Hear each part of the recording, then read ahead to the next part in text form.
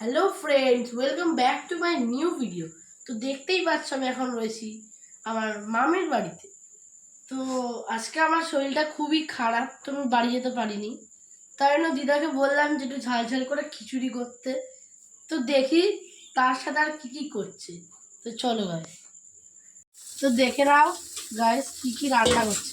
বলো কি করছে। খিচুড়ি, আলু ভাজা, বেগুন ভাজা, পটল ভাজা, ডিম ভাজা। তো আমার এগুলো খুবই ফেভারিট, তো সেইগুলোই আজকে করছে।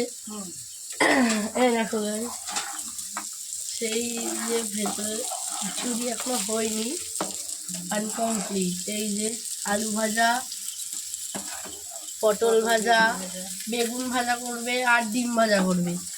তো তোমাদের কার কার খেতে ইচ্ছা করছে কমেন্ট করে জানাবে। তার সাথে একটু পায়েস আছে। তার সাথে একটু পায়েসও আছে, সেটা ভুলে গেছিলাম। খিচুড়ি করলে আমার পায়েস খিচুড়ি করলে আমার পায়েসটা খুবই লাগে, মানে বুঝতেই পারছো। তো বাই গাইস, আর একটা নতুন ব্লগ নেই তোমাদের সঙ্গে পরে আসবে। Bye guys.